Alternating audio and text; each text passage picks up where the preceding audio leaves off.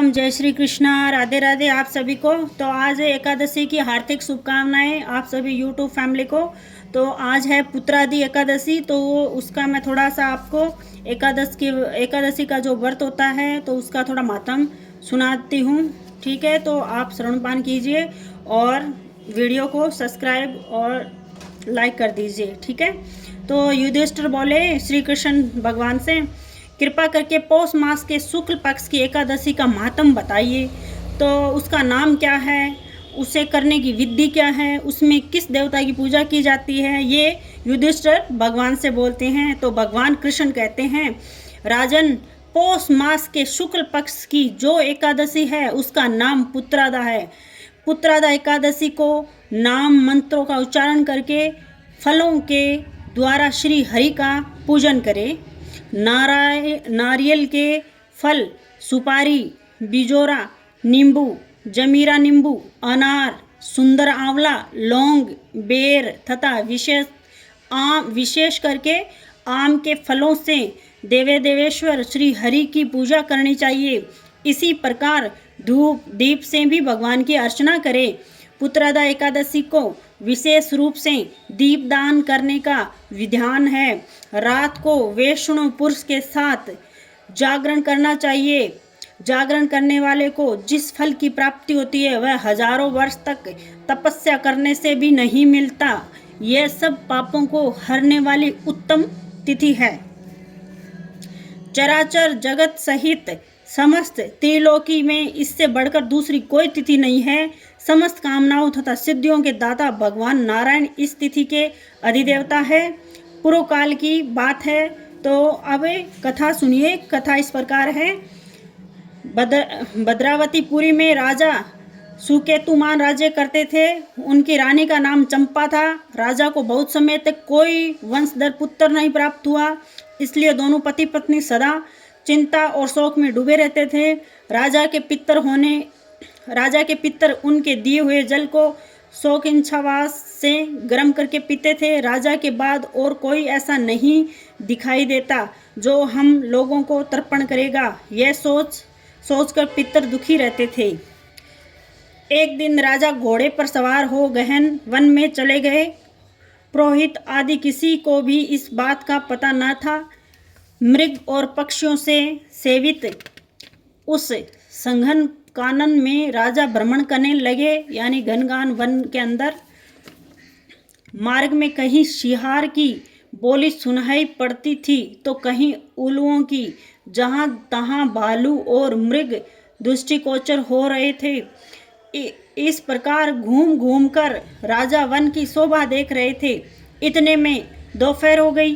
राजा को भूख और प्यास सताने लगी। वे जल की खोज में इधर उधर भटकने लगे। किसी पुण्य के प्रभाव से उन्हें एक उत्तम सरोवर दिखाई दिया। उसके समीप मुनियों के बहुत से आश्रम थे। शोभाशाली नरेश ने उन आश्रमों की ओर देखा। उस समय शुभ की सूचना देने वाले शकुन होने लगे। राजा का दाहिना नेत्र और दाहिने हाथ फड़कने लगा, जो उत्तम फल की सूचना दे रहा था। सरोवर के तट पर बहुत से मुनि वेद पाठ कर रहे थे। उन्हें देखकर राजा को बड़ा हर्ष हुआ। वे घोड़े से उतरकर मुनियों के सामने खड़े हो गए और पृथक पृथक उन सब की वंदना करने लगे। वे मुनि उत्तम व्रत का पालन करने वाले थे। जब राजा ने हाथ जोड़कर बारंबार दंडवत किया तब मुनि बोले, राजन, हम लोग तुम पर प्रसन्न हैं। राजा बोला, आप लोग कौन हो? तो आपके नाम क्या है तथा आप लोग किस लिए यहाँ एकत्रित हुए हो? कृपया ये सब मुझे बताइए। तो मुनिगण बोले, राजन, हम लोग विश्व देव हैं, यहाँ स्नान के लिए आए हैं। माघ मास निकट आया है। आज से 5वें दिन माघ का स्नान आरंभ हो जाएगा। आज ही पुत्रादा नाम की एकादशी है, जो व्रत करने वाले मनुष्य को पुत्र देती है।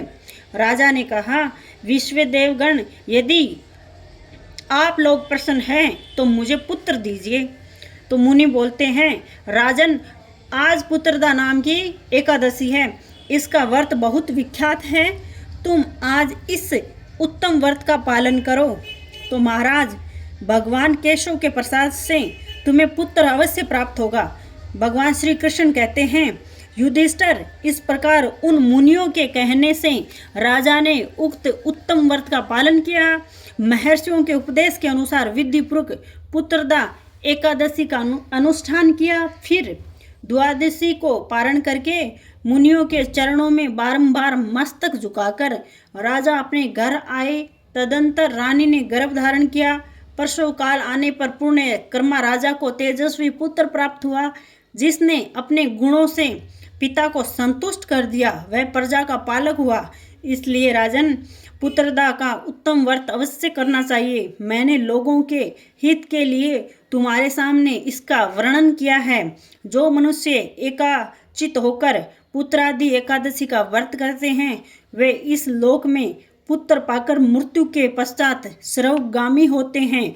इस महात्म को पढ़ने और सुनने से अगिंस टोम यज्ञ का फल मिलता है।